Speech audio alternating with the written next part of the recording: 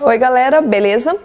O tema de redação dessa semana é a respeito de uma nova lei para incluir o gênero neutro, né, em certidões de nascimento, os documentos oficiais, para as pessoas que são não binárias. Tá? Essa lei...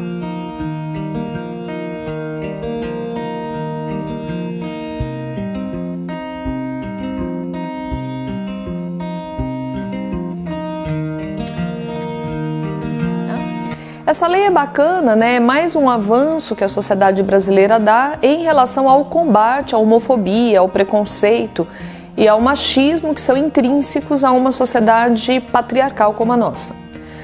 Quando esse tipo de tema aparece na sua redação, o enquadramento legal que é para dar para a gente é um enquadramento que seja filosófico, um enquadramento que possa discutir o que é a linguagem, porque no fundo é isso que a gente está discutindo, tá? O que é a linguagem, o que ela representa. Então, em qualquer estilo que você vai fazer, FUVEST, Enem ou VUNESP, é interessante discutir um pouco isso, né, logo no começo.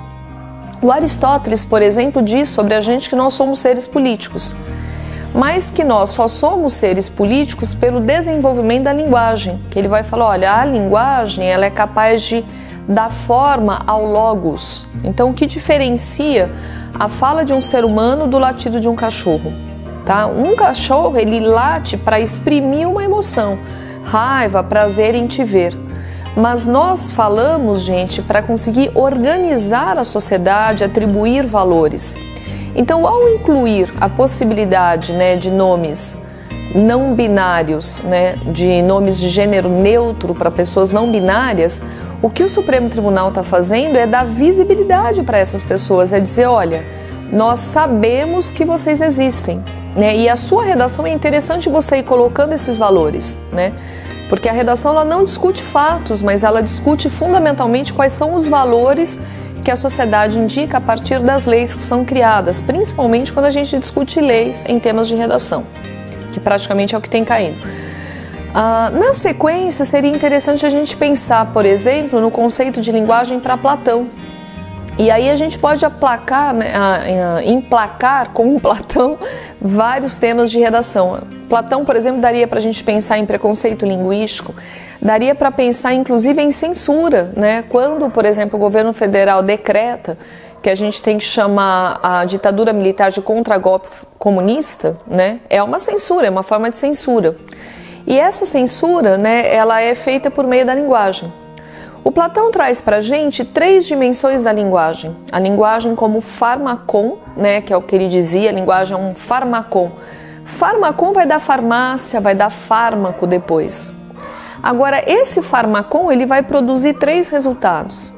Para Platão, ele vai produzir o remédio, e aí o Supremo Tribunal Federal o que ele fez foi um remédio contra a homofobia, uma espécie de cura, porque quando a gente conversa, né, com um grupo de pessoas não binárias, elas não se enquadram, né, como pessoas doentes, como a psiquiatria enquadrava antigamente. Elas falam que o maior sofrimento delas vem justamente das experiências de rejeição. E é evidente que essa rejeição passa pela linguagem. Se você não tem nenhum nome para dar para alguém que não se identifica nem como Maria, nem como João, né, não existe nome para poder nomeá-la, significa que ela não existe. E se ela não existe, ela pode ser vítima de qualquer tipo de violência. Então, nesse aspecto, né, se a gente fosse pela linha de Platão, ao determinar que as pessoas não binárias possam ter nomes com gênero neutro, é o uso do fármaco platônico como remédio. Mas a sua redação ainda tem uma segunda possibilidade de discussão. O Platão fala que esse fármaco da linguagem podia ser também veneno. E quando ele traz essa segunda dimensão da linguagem, o que é o veneno? O veneno é aquilo que destrói, o veneno é aquilo que mata, né? E óbvio que quando você não deixa uma pessoa ser nomeada pela estratégia de gênero com a qual ela se identifica, né? Lembrando lá da Judith Butler, que fala que gênero são tecnologias de formação de pessoas.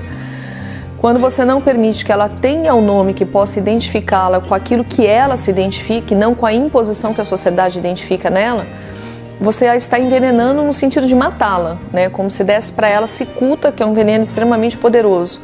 E aí é interessante para você colocar isso na sua redação discutindo o que é preconceito. O preconceito é uma forma de matar o outro, é uma forma de excluí-lo. E Platão ainda vai dar para a gente um terceiro item, né? O fármaco, que é a linguagem, ele poderia ainda ser identificado como uma espécie de cosmético, né? A gente poderia chamar hoje de maquiagem. É aquilo que estaria mascarando a sociedade, aquilo que estaria dissimulando um estado de coisa, né? E a linguagem binária, gente, tá? Se a gente tem 3 elementos femininos e um elemento masculino, se eu falo, por exemplo, a Maria, o José, a Alessandra, a Adriana, todos eles estavam na festa, né? Você pega a norma da gramática normativa aí, o masculino se sobrepõe ao feminino em qualquer circunstância. Isso aí é a linguagem, né, como máscara social. Ela dissimula que por trás de um expediente que seria absolutamente natural, você tem um traço de cultura aí altamente artificial que deve ser desconstruído, que é justamente o machismo, para que as pessoas possam viver em paz, né? Para que a gente possa construir aquilo que a gente sempre busca, que é uma sociedade progressista. Então, a estrutura de uma redação que trata, né, sobre temas vinculados à linguagem podem ser muito simples, né? Você pode estruturar desde a introdução que há um combate, aí uma tentativa de preconceito, que o grupo LGBT consegue avançar, né, apesar de toda a resistência de uma parte conservadora da sociedade, e a estrutura dos parágrafos argumentativos ficariam essas 3 dimensões da linguagem, aí, como remédio, como veneno e como cosmético, né, que a gente pode resumir como maquiagem, uma forma de maquiar o real ou trazer um nome mais bonito para aquilo que é, para o fato que é. Quando eu chamo, por exemplo, a ditadura militar que torturou, matou e fez com que pessoas desaparecessem, né, de contragolpe ou contra-revolução, é a dimensão da mensagem aí como cosmético, né? Então é o uso da linguagem como uma forma de mascarar o real. É uma redação tranquila, uma redação simples, baseada num projeto de lei, mas que pode levar um pensamento, né, uma reflexão extremamente profunda de como funciona a cultura na sociedade contemporânea, tá? Boa redação para vocês, ótimo texto.